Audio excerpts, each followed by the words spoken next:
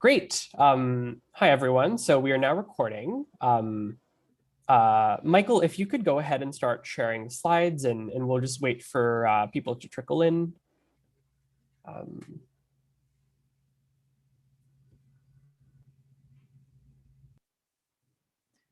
Awesome.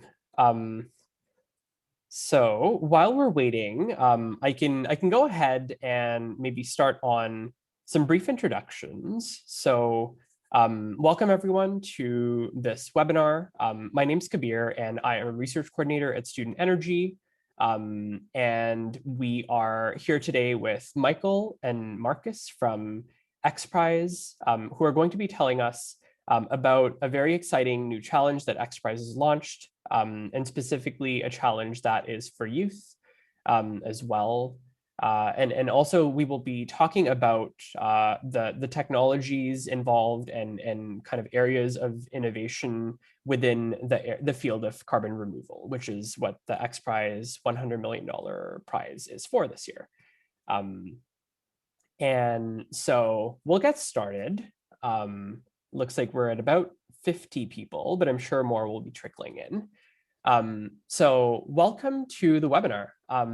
I am Kabir Nadkarni. I am a research coordinator at Student Energy, and I'm working on a very exciting set of projects here with kind of helping young people around the world get more involved within the innovation and entrepreneurship space within climate and energy. As we know, there is a lot of work to be done in terms of reducing emissions over the next 10 years, and energy is a big part of that solution. And another really big part of that solution is carbon removal, which is what brings us to this webinar. Today we have Marcus and Michael from XPRIZE. Michael is a technical lead on XPRIZE's carbon removal challenge, and he is responsible for leading the measurement and testing programs that are used to evaluate competitors in this competition. Michael's background is in mechanical engineering, and he also worked as a machinist in the past, and he does a lot of work within the intersection of design, manufacturing, and applied research. And Marcus is the VP of Energy and Climate at XPRIZE, and has helped found many of its programs. Marcus's educational background is in engineering as well as in quantum physics. And I actually studied engineering physics, so we can talk about quantum physics maybe on a different webinar. But now currently Marcus is working in energy and science policy, electricity markets, technology innovation, and as well as basic research. So welcome Marcus as well as Michael. At this point, I'll open up the floor. If you want to tell the audience a little bit about yourself, perhaps a little bit about your own personal career and your trajectory. And then beyond that, you can dive into telling us about XPRIZE. Sounds great. Hey, everybody. Well, why don't I go first? Kabir, thanks so much for having us. It's a pleasure to be here. I'm Marcus. Thank you for the introduction. A bit about myself. I've been working in and around climate and energy topics for about 10 years now. It was something that I was always interested in, but I never really pursued kind of directly until, kind of later in life, till I was really kind of ready to leave academia. And then I decided I really want to focus more on this. So it was always something that I kind of was intellectually interested in, but didn't have a chance to work in. And I was always trying to figure out how I could do that. So I bring that up to say that I don't consider myself someone who was born kind of to do this, but it's something that I came into just frankly because I thought it was cool. And then as I got older, I thought it was cool and interesting, and then cool and interesting and important. And now I find myself trying to figure out how to do all those three things at once. Yeah, that's fantastic. I think there's a lot of people in the audience, as well as kind of a recent graduate myself. I did my degree in a very different field, but then throughout it, I think I just found energy so fascinating. One of my past mentors has kind of mentioned there's never a dull moment in the field. And especially nowadays, there's so many big things happening, and it's a great time to get involved in the sector in general. Yeah, so I think there's a lot of people who can relate to that, Marcus. Michael, if you could tell us a little bit about yourself. Yeah, thanks a lot. Thanks, Kabir, for putting this together, and the whole student energy team really for supporting the XPRIZE in our efforts. I'm Michael Leach, everyone, and I joined the XPRIZE team to help run the Carbon XPRIZE, the Energy COSIA Carbon XPRIZE with Marcus and a couple of our other colleagues, which we just awarded this spring. And so this isn't our first foray into sort of the carbon world.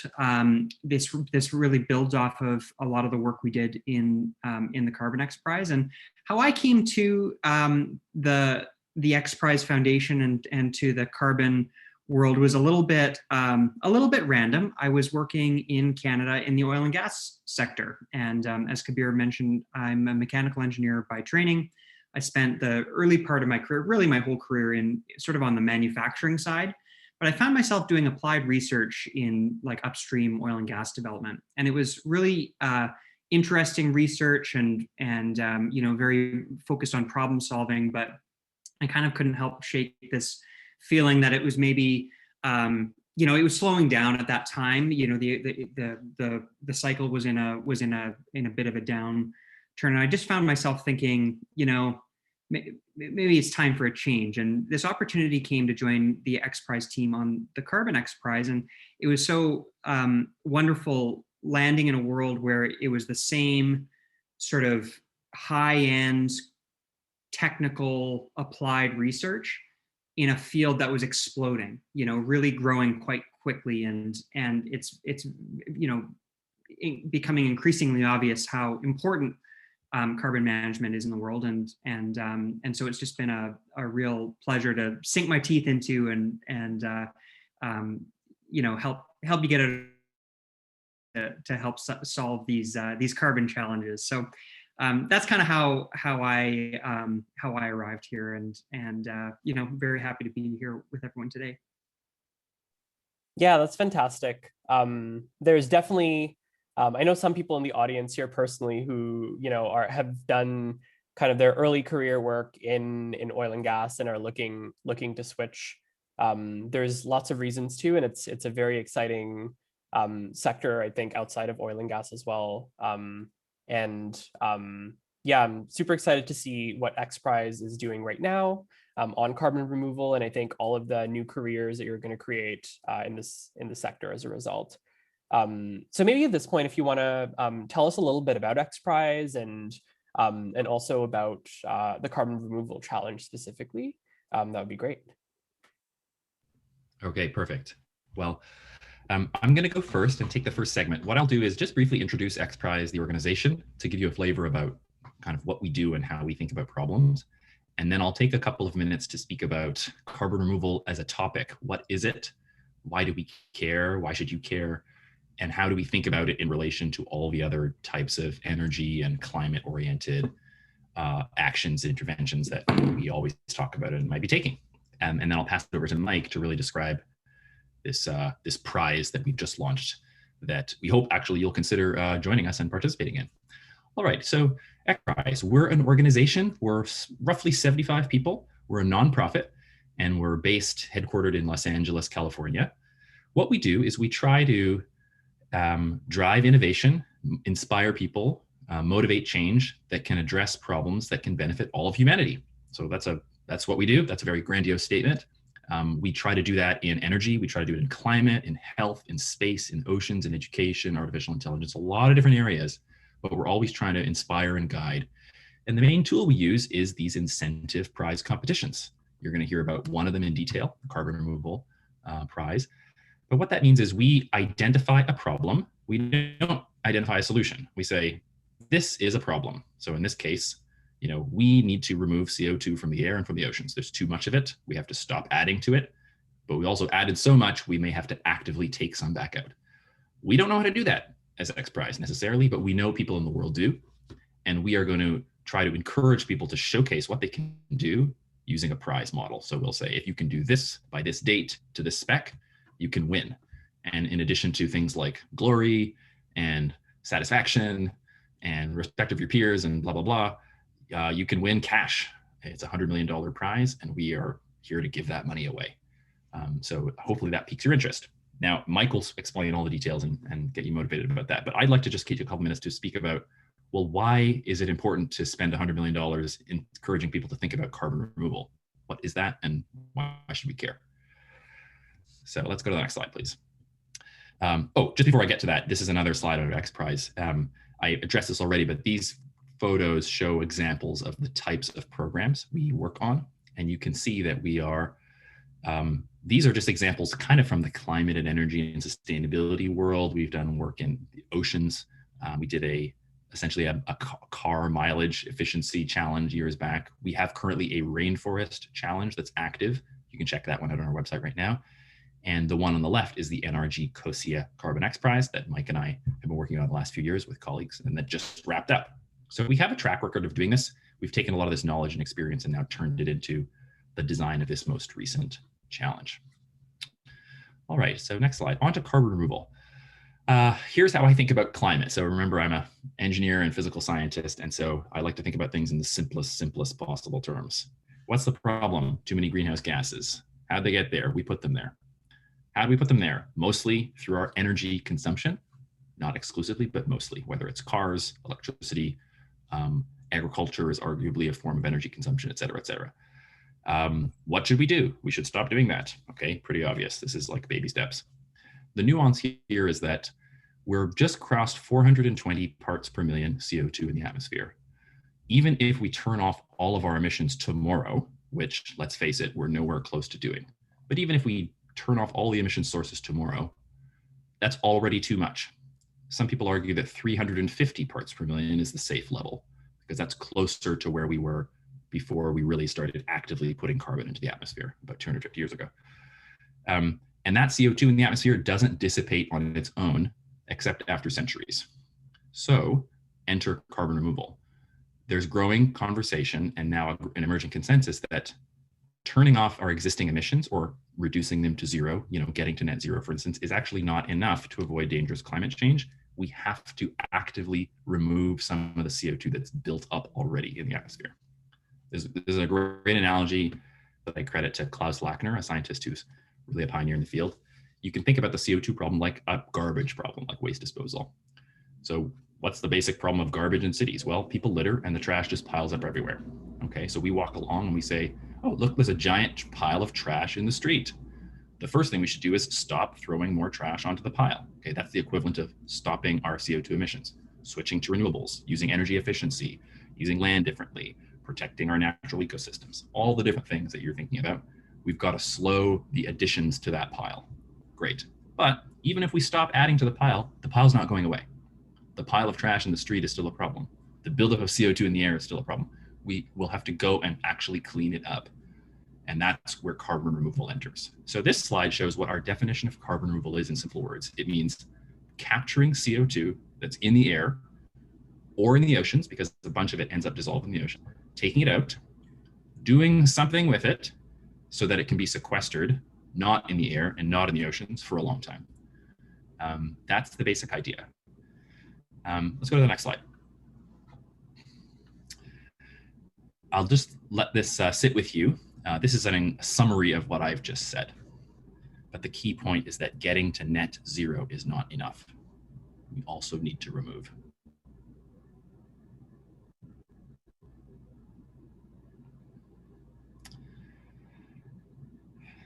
Now, how much do we need to remove and by when? That partially depends on, well, how quickly can we turn off our existing emissions? This is not a substitute for reducing emissions. This is something we have to also do in parallel. This is the key point we're going to keep coming back to. Early estimates are that we probably need to be removing around 10 billion tons, 10 gigatons of CO2 from the air per year by the year 2050. To put that in perspective, today we are adding roughly 40 billion tons of CO2 to the atmosphere every year. That's our rough sort of addition rate as human beings on Earth. So you take about a quarter of all the stuff we're putting up now, we have to be reversing that by 30 years from now, approximately. If those numbers don't mean anything to you, the point is it's a lot. It's huge. Even if it's not the main thing we need to do, it's a huge task. So we think a challenge, a prize, is one way to help get there. Okay, next slide, please. this is my more technical slide. This isn't new information, but it's the same thing that I've said already, just in graphics form, if you like graphics. The x-axis, the horizontal axis is time. The y-axis is emissions, intensity. Past emissions is basically how we're living now. This is what we've been doing.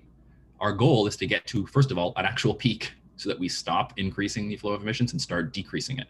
And all the actions you've ever heard of, whether it's turning off coal plants, switching to renewables, not driving, turning up your thermostat, energy efficiency, eating less meat, blah, blah, blah, blah, blah. Every intervention you've ever heard of, think about that. That's the shaded orange area on top of the curve. That's how we reduce our emissions.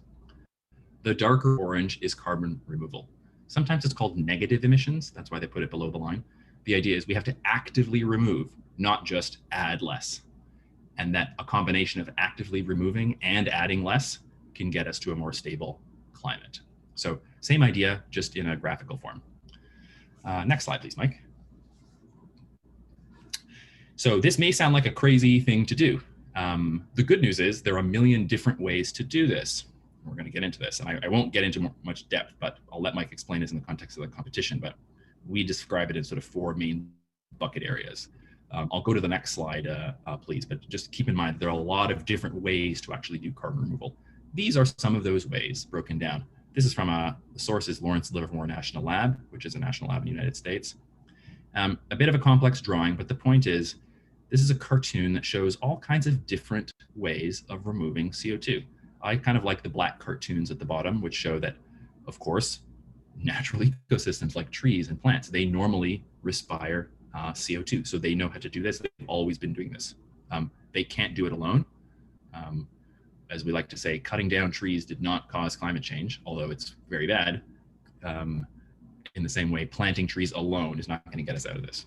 But agriculture, the way we use soil, the way we manage soil, our industrial base, the way we manufacture things, the way we build, even our oceans, all of these are opportunities for us to execute various forms of carbon removal. Okay, so just a couple more points before I hand it over to Mike to speak about the competition. If you want to go to the next slide, Mike. For the history buffs, this is just a very quick tour through kind of the idea of carbon removal and how people talk about it. The carbon removal 0.1 era, these are just very informal terms. This was kind of several decades ago where people just thought about like, hey, could this even be possible? What if we could actually take CO2 out of the air? That was when we lived in an era of less than 350 parts per million. If you're on climate Twitter or things like that, a very chic thing to do is to state your age in terms of the parts per million of CO2 in the atmosphere when you were born. It's a super nerdy insider thing to do, but I think it's kind of cute. So if you follow that kind of thing, this is like in the pre-350 ppm era. Remember, we're at 420 today. Then kind of around 10, 15 years ago, we got into the carbon removal 1.0 era, where people realized, okay, we can definitely do this. And there's even some ways of already doing it. But the big point is that this isn't just maybe some weird fantasy that we might do one day. The climate math tells us we actually need to do this. It's not a maybe we do this later. It's a we definitely have to do this. And unfortunately, it's because we've just added so much CO2 to the atmosphere. The carbon removal 2.0 era is, I think, something that's just starting, where people are saying, okay, we can do this. We know we must do this if we want to stay below 1.5 or 2 degrees. So let's do it. How do we do it? It shifted from could we do it to let's please do this and let's figure out in practice how to do it. And I think that's where we are right now. Okay, a couple more concepts. Next slide is, listen, this is kind of a weird concept. And frankly, a lot of people find it controversial. It's not necessarily a comfortable idea to say that we should intervene more to actively clean up past damage. I think it's very easy to say, let's just stop the damage, which we absolutely have to do. Let's just, transition off of fossil fuels. Let's not let polluters get away with it. Let's actively focus on restoring our ecosystems, and we have to do all of those things. But I want to acknowledge that not everybody is comfortable with the idea of carbon removal, and frankly, there's a lot of questions about it. So these are some of the top questions that come up, and these are critiques. First is, we don't need to actively build any kind of technology or anything. We just need to use trees. Okay. The second critique that often comes up is that it's some kind of fantasy techno fix that somehow, I don't know, like the Jeff Bezoses of the world are going to invent yet another gadget that's going to patch the problems that we already have. It also encourages the idea that maybe the the polluters can just buy their way out of this problem instead of changing their ways by adopting a new technology. So that's a common critique. A third critique is that it just doesn't actually work. It's fake, it doesn't actually work. Or if it does, it would take up so much land and energy that it could never be practical. Another idea, number 4, is that focusing on removing emissions is a distraction from reducing today's emissions. I think that's a real risk, and that's a critique that often comes up. I said before we have to do both, but I'm acknowledging that a lot of people say it's a distraction. And related to number 4 is number 5, that every dollar, every piece of resource we spend trying to remove or even develop technologies to remove or methods to remove takes away money that we could be spending on, I don't know, switching to renewables or increasing energy efficiency. So I just want to put those on the table. Maybe you're thinking some of these things or you've heard them.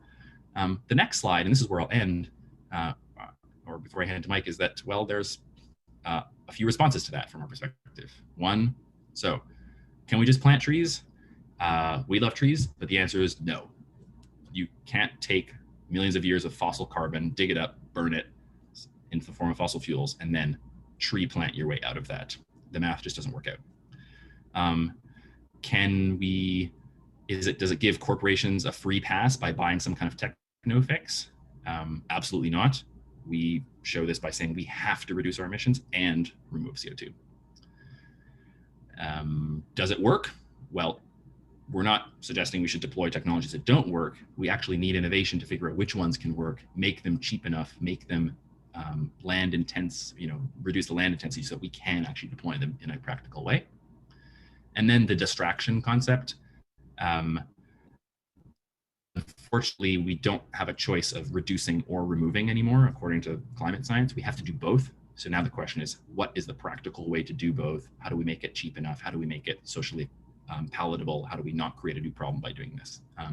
In case you think carbon removal is a distraction, it's still a tiny fraction of all of our money spent in the climate intervention world. That whole pie needs to grow. I think our position is we can do all those things at once because, frankly, we have to. Okay, the next slide is something I'm not going to spend a lot of time on. I really want to hand it over to Mike. I've taken too much time, but trends and opportunities. I'll just let you look at this. Like Mike said, the idea of jumping into a field that's exploding. Carbon removal is really having a moment and really growing. It's a new field. It's really maturing. A lot of people are coming in that aren't just sort of the deep carbon removal nerds and experts that have been working on this for decades. So there's a lot of opportunity if you're interested to bring new ideas, to adapt ideas, to be an implementer, to be a supporter. And I think we really have an opportunity to sort of do it right, do it the way we think it needs to be done, and avoid some of the possible risks and steer the field in a direction that we think is positive and productive. So with that, let me hand it over to Mike, who will tell you about the program we've just launched and how it all works. Take it away, Mike. Yeah, great. Thanks a lot, Marcus. So I'm just going to give a brief overview of the XPRIZE that we've just launched and that we're hoping you all will participate in. And then we should have some time towards the end for some questions. So I think there are a few questions in the Q&A box and just keep them coming. And I think Kabir is going to help us navigate through a lot of those questions at the end. So what's the XPRIZE Carbon Removal all about? As Marcus alluded to, our goal is quite lofty in that we really want to inspire and challenge innovators to demonstrate the viability of durable, low-cost, scalable, and sustainable carbon removal solutions.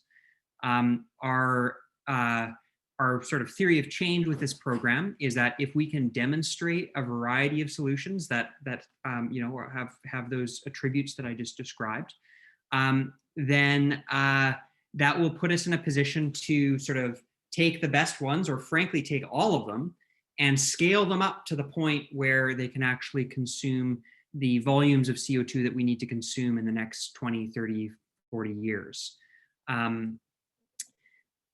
More specifically, sort of from a programmatic perspective, our objectives are as follows. Number one, increase the global supply of cost-effective, durable carbon removal solutions. That means we want to see operating demos. We want to see operating projects. We want to see people actually removing carbon as a part of the competition.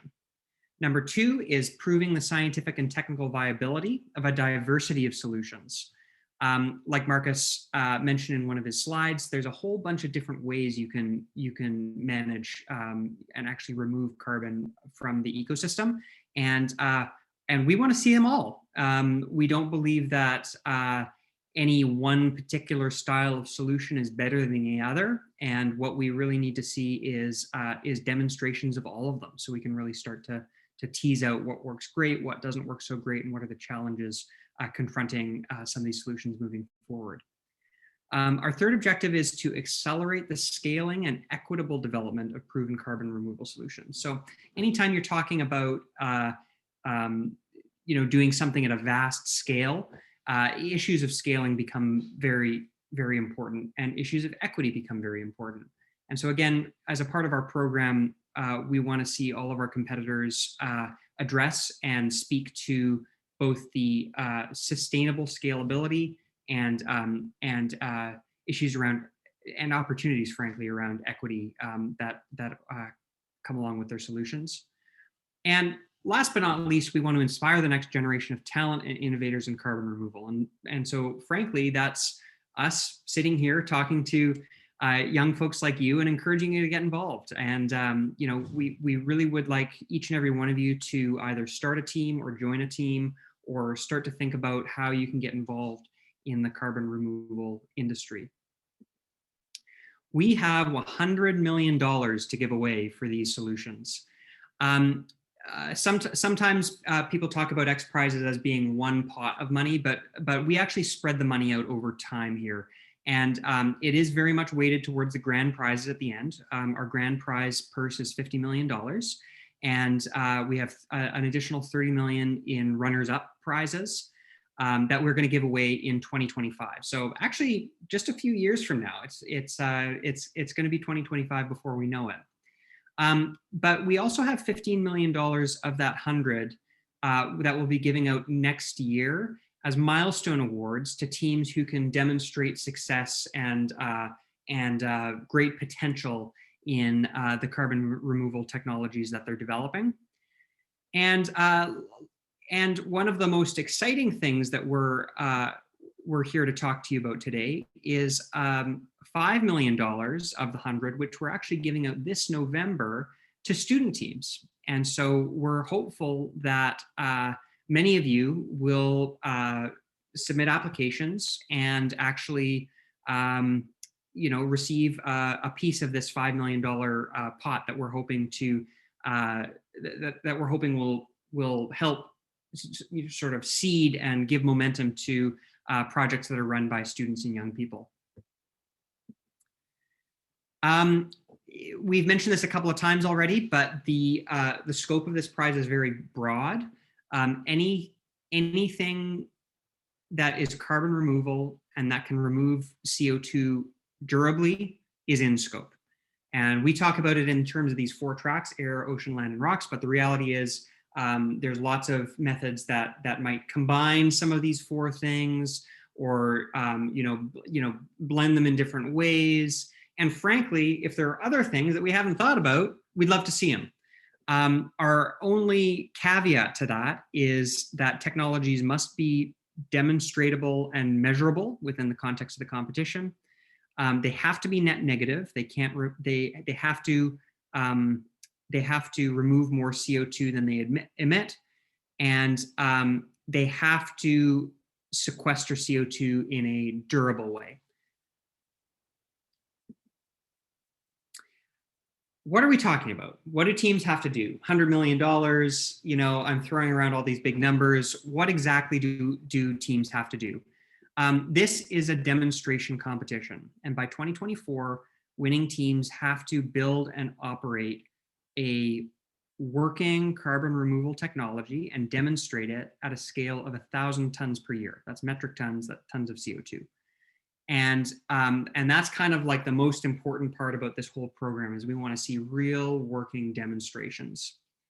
In addition to that demonstration, each team will have to calculate the fully considered cost of their solution in dollars per ton of CO2 removed at a scaled up scale of 1 megaton per year. So these are really estimates of scale for very large projects. And to give you a sense, a megaton per year type of project, you know, for an industrial style project, that might be the size of a small refinery. You know, so that's not part of the demonstration, but we really want to understand what the costs are going to be for a very large project. And then finally, each team needs to make a case that their solution is scalable, and that as it scales to and beyond a gigaton per year, that the solution will remain sustainable. There aren't any major issues there. In terms of the evaluation, this is the kind of stuff that I do for most of my day. You'll be evaluated on each of those three areas. You know, first of all, did it work? What was your operational performance? Did you get the right scale? Were you able to sustain operations? Is your technology verifiable? The cost element is going to play into the evaluation. You know, did you consider all the costs? Did you consider the cost of managing the CO2 stores and you know, verification activities that come along with your solution? You know, we also want to ask about what are the risk and externalities. You know, one of the, you know, when we're talking about, like, for just to pick an example, land-based solutions like tree planting exercises. You know, these days it's been there's more and more forest fires, you know, and we need to understand how we're going to manage that. If we're talking about sequestering gigatons of CO2 in standing forest, we have to manage the risk of fires, you know, and you know, there are similar issues with many CDR technologies, and we just need to be focused on how to manage and mitigate that sort of risk of re-emission and ensure durable sequestration. And last but not least, we want, you know, you'll be evaluated on the sustainability metrics. And that really comes down to two major points, which is the technology net negative, and is the sequestration durable? But as I mentioned before, we also want to make sure that these technologies are scalable, you know, to the gigaton scale and beyond.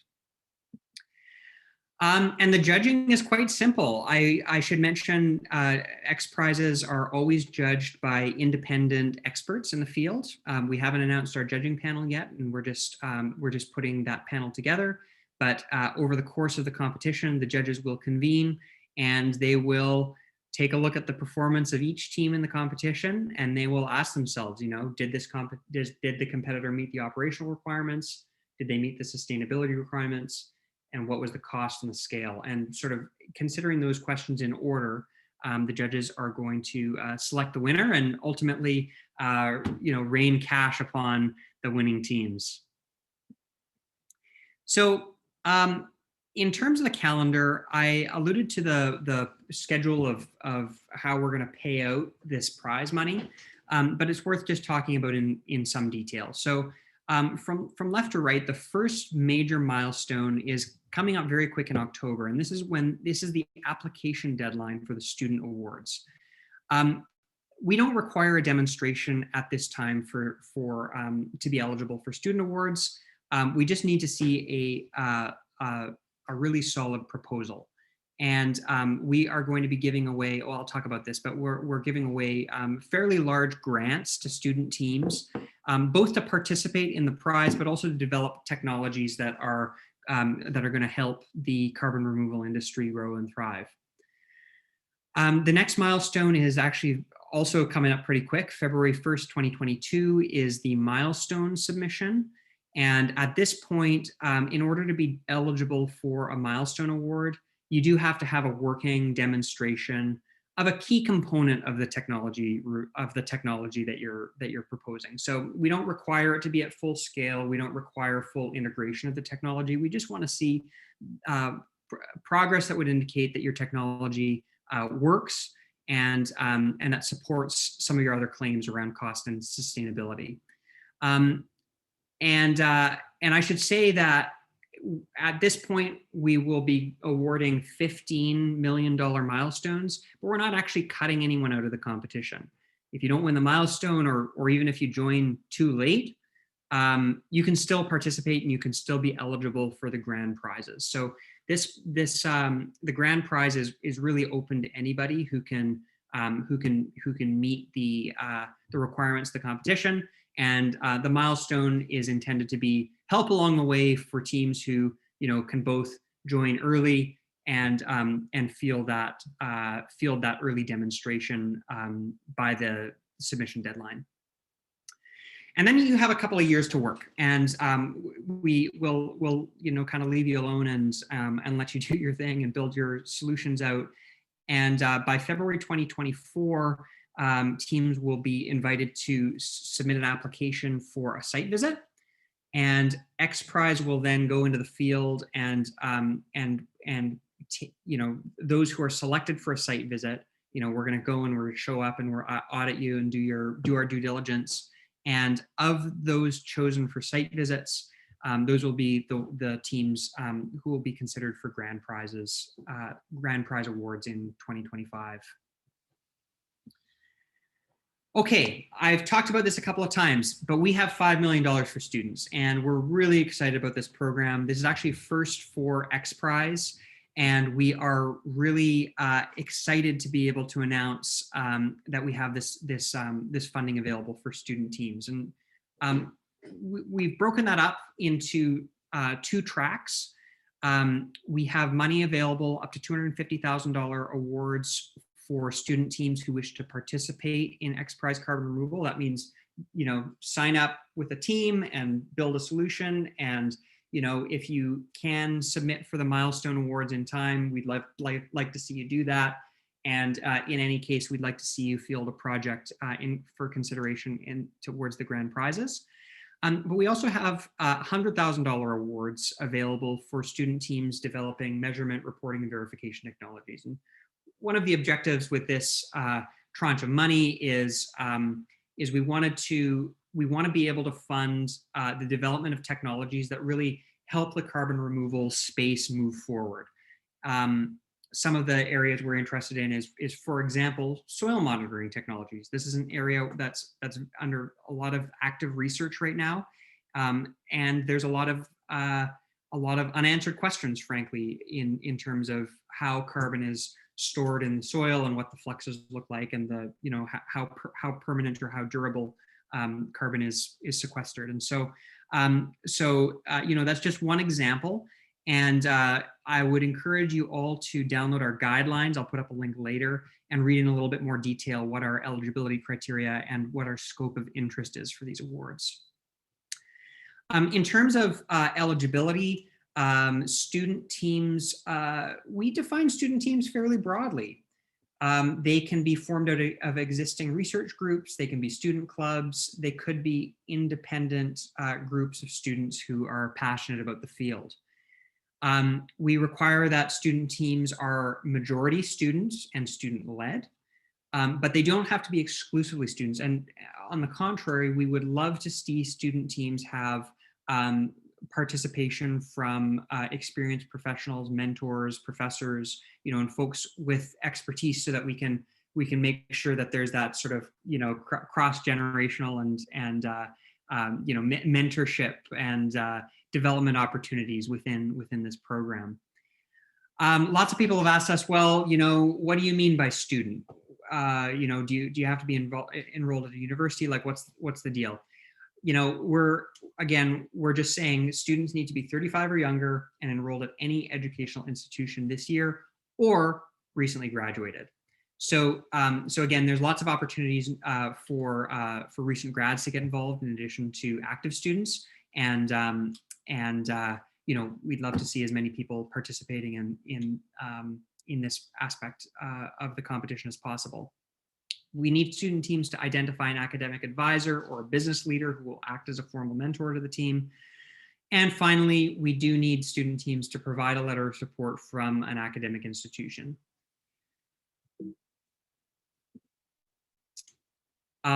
Awards will be made based on proposals, which are due on October 1st. This is coming up fast, and we would encourage you all to form teams and get started. No demonstration is required, but awards will only be made to proposals which are very thoughtful from teams who have sort of a credible case for what they're going to use the money for. Our judges are going to be looking for innovative approaches. They're going to be looking for teams who understand and can articulate how they're going to test and measure the technologies. They're looking for technologies that have the potential for impact in terms of both removing carbon or measuring carbon removal. We want to see teams thinking about how they're going to resource their projects and sort of build the dream team to make it all happen. And finally, you know, most importantly, in fact, we want to see a feasible project plan for each of these awards. But beyond that, you know, the sky's the limit, and we really want to see as many student teams come out and provide as many sort of creative approaches to carbon removal as we possibly can. This is a very busy chart that shows all of the competition milestones, and the only thing I'll say about this is reiterate the fact that student award submissions are due on October 1st, and all of this can be found on our website in the competition guidelines. This exact table you can find there. So I'll just linger on this for 10 seconds, and then we can move on. So the last thing I'll say is, in addition to in addition to handing out large satchels full of cash, we do have a couple of impact programs that are designed to help the competition cohort succeed. One of them is called the Circular Carbon Network. You can look them up online. This is basically a website that helps match technology developers to funders, and so this is a concept that we've been developing over the last few years to try and encourage deal flow and fundraising in the carbon tech space. And the second program we're very happy to announce is in partnership with Air Miners and Creative Destruction Labs, a formal accelerator program for teams who are interested in carbon removal. So their first cohort is already underway, but definitely stay tuned, and I think there's going to be additional cohorts being recruited over the next year or two. This is our website. This is really important. I want each and every one of you to go to xprize.org/carbon removal and download the guidelines. It's a document. It's you know, it's a fairly long document, but it goes into the carbon removal program in very, very good detail, and it spells out exactly what teams have to do at what point in order to be eligible for the money. And once you've got your team and you're ready to go, you can register on the same website. For student teams, the registration fee is only $25, so it's not very expensive. And that'll give you access to our online community and make it very easy for us to get in touch with you with more details about you know, what to expect in terms of submission requirements and so on closer to the deadline. So with that, let's pass it back to Kabir. Maybe do you want to help us through the Q&A? Yeah, that's great. So yeah, I was actually going to ask a question, and we'd received a question about the last slide that you put up there, Michael. If you could maybe just tell us a little bit about what you mean by analytical tools or measurement and verification technologies. Yeah, good. Removal. Yeah, thanks, Kabir. So I put this. I didn't cover this slide in the end, but I left it at the end because maybe this should go in the main presentation because it's a good question. So there are two tracks of student awards that we're going to be granting. The first is participating in the Carbon Removal XPRIZE. That means you're a fully registered team and you're competing with everyone else. The advantage is you'll have, you know, up to $250,000 in your back pocket from XPRIZE to help underwrite your activities. The second track is on this analytical and measurement tools, and this is really, frankly, open to your interpretation. Okay, any kind of technology that helps improve measurement, improve precision, improve accuracy of measurement, or help verify durability. You know, any of this stuff is in scope. so basically, you don't have to actively be removing carbon to be eligible for this award, but developing technology that helps other people remove carbon or improve confidence in their ability to remove carbon. So a few examples of this are soil GHG monitoring and verification, ocean GHG monitoring and verification, life cycle analysis tools, and techno-economic analysis tools. Those are just 4 of our priority areas, but frankly, we would love to see proposals, and this is really something we believe in at XPRIZE is using the power of the crowd to come up with great ideas. So we would love to see proposals for any technologies that teams feel are going to be valuable and additive to the carbon removal scene, and anything that that shows promise of impact is going to be considered. Awesome. Another question just on the topic of proposals. An attendee had asked if there's a specific format for proposals that's preferred, such as the NIH or NSF grant application formats. So if you want to answer that, but before that, I'll just say that as part of this webinar series, we are going to be hosting 2 more webinars with both Marcus as well as Michael in the coming months. And one of them will be specifically about how to write a winning proposal. And so, yeah, there's definitely more to come on that, and you will receive an invitation if you attended this webinar. But if anyone wants to comment on that now, that'd be great. Yeah, Kabir, should I stop sharing? I wonder if sure. then everyone can see the panelists here. So I think the answer to that, thanks for that, Kabir, and quite right. I mean, the answer is we are going to be issuing more sort of explicit guidance on exactly what form the submission will take. The answer is you're going to go onto our website, and there will be a submission portal where you'll upload and fill out all of the fields that you need to. And so if you look at the guidelines which are posted on the website, it goes through all of the information that you're going to be expected to provide.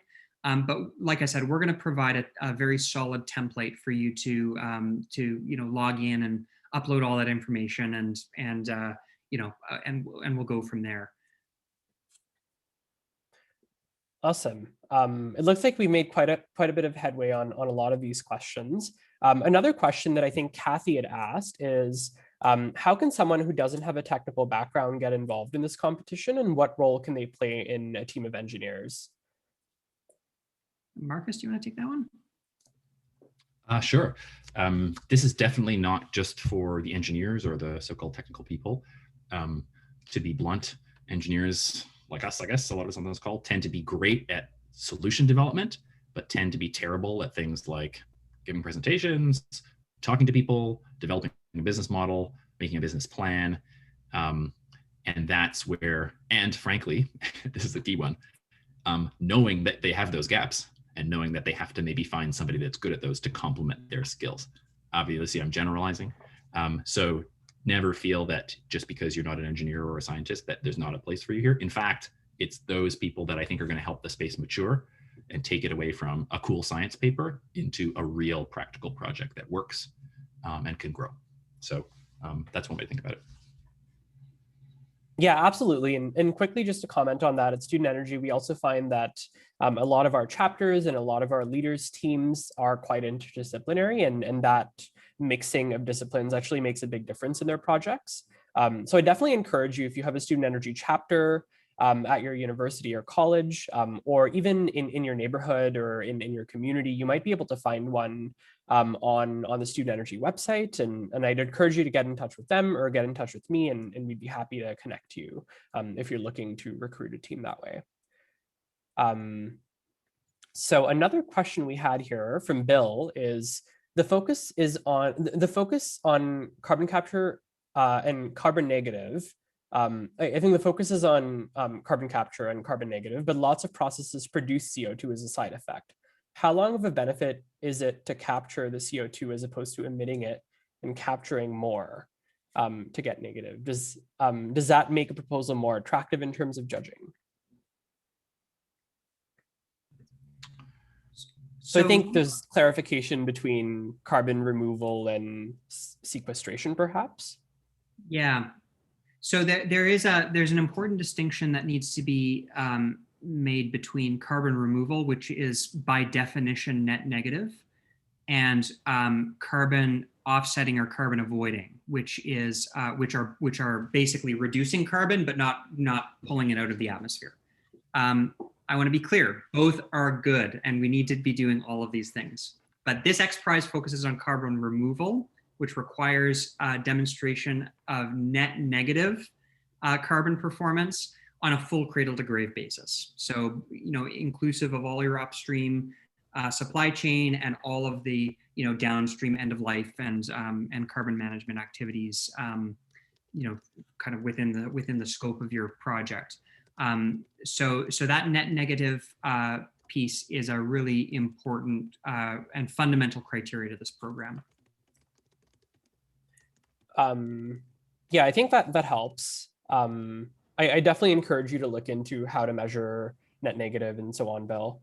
A question that I had myself, just thinking about project proposals and especially long-term project sustainability, is that if a project is expected to be sustainable in the long term, you might want to target it into a region that has good incentives for carbon removal or for carbon sequestration. I was wondering if you could comment on that in terms of regulations and incentives around the world. Yeah, so there's, I'll let Marcus speak to this as well. I mean, I think we're seeing many jurisdictions really start to focus on carbon removal and carbon management in general. And, lots of countries are starting to make grant money available. They're starting to produce tax incentives to help technology developers raise money and provide support in terms of like regulatory support and providing venues for demonstration and stuff like that. So this is definitely something that every team should sort of get engaged with, especially wherever you live. Take a look at your local policies, whether they're local, regional, or countrywide policies, and understand what might be available to you. One thing I'll mention is that like a lot of government grants that I'm familiar with are structured as matching grants, and the XPRIZE student award money can be used to provide the cash to lever up with matching grants. So that's just one opportunity that I'll flag for you all. If you receive an award from XPRIZE, you might be able to use that to multiply the award into 2, 3, or 4 times the money through and like I'll say in Canada in particular, I know Student Energy has a big footprint in Canada. A lot of the federal grant agencies provide matching grants. So awesome. There's a handful of questions here about slide templates or proposal templates, and also just general information about evaluation criteria and more details about how project proposals will be evaluated. I was wondering if you could comment on where participants can find those. Yeah, the first thing is download our guidelines. Go to our website and download the guidelines, okay? The guidelines is a document, I think it's like 20 or 30 pages, and the last few pages, the appendix, is all about the student guidelines, or the student awards. It tells you exactly what's in scope. It tells you what the submissions need to contain. It tells you exactly how the submissions are going to be evaluated. What we have not released yet is a specific template for the submission, and we're going to be releasing that this summer. So what you can do right now is download the guidelines, read and understand them, build a team and register the team. That's really the first step. And then once you're registered, you'll start to get messaging from us saying like, oh, hey, here's the template, and oh, hey, here, the submission portal is open for submissions. So step number 1 is read the guidelines. Step number 2 is register the team. Marcus, do you have anything to add to that? No, I think you got it right. If you're focusing on a proposal or on your actual solution, then you're going to have no problem like completing sort of a submission. We're not asking for anything like special or magic. And if you're only focused on the submission, then you may be losing sight of the bigger project. So Mike's advice is great. Focus on what your idea is, how you want to develop it, and we'll release the details about exactly what to submit where, what to put in what section of the application a little bit later. Awesome. And like I said before, more details on project templates and what makes a good proposal and so on will be available during future webinars that Student Energy is hosting with XPRIZE. And so you will get at the end of this webinar or shortly thereafter, everyone will be getting access to the recording for today's presentation, and then also kind of invitations for future webinars. So definitely encourage you to attend those.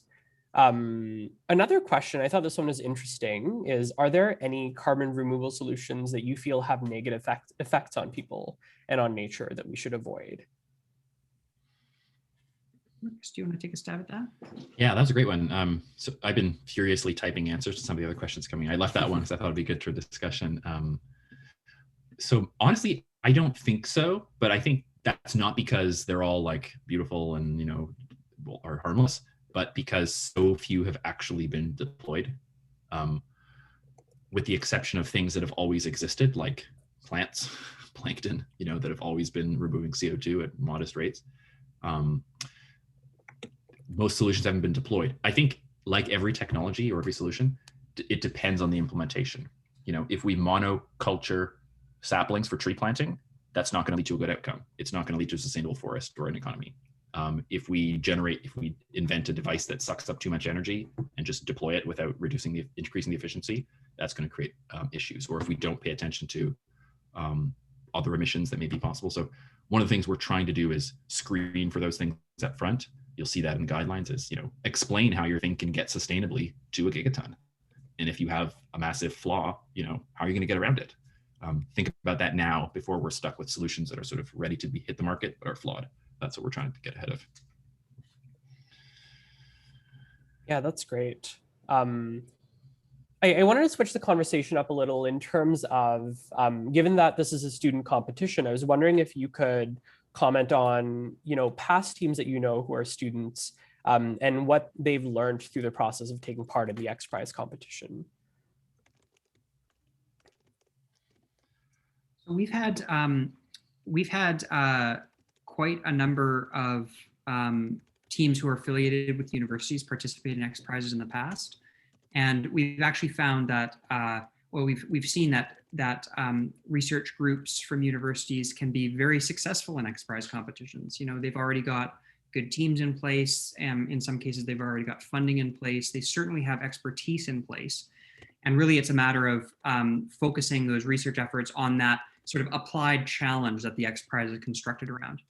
And a really good example of that is actually one of the winners of the NRG COSIA Carbon XPRIZE was a team from UCLA.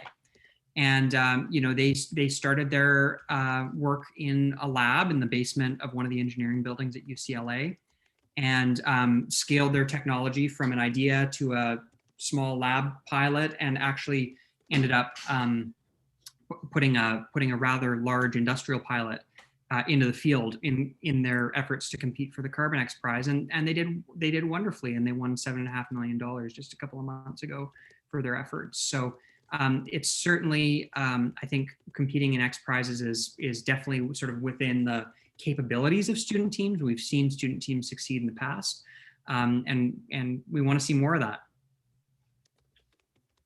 Yeah, that's fantastic. So it looks like we're almost up on time, but I just wanted to open the floor for any final comments that either of you have for the attendees.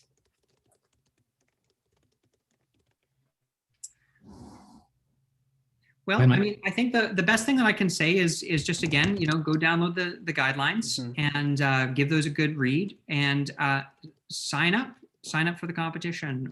For student teams, the application fee is only $25. There's no downside to signing up, and it kind of gives you access to us. So like once you've signed up, I would encourage you to you know, not only start developing your proposals and putting things together, but you know, keep coming out to these webinars.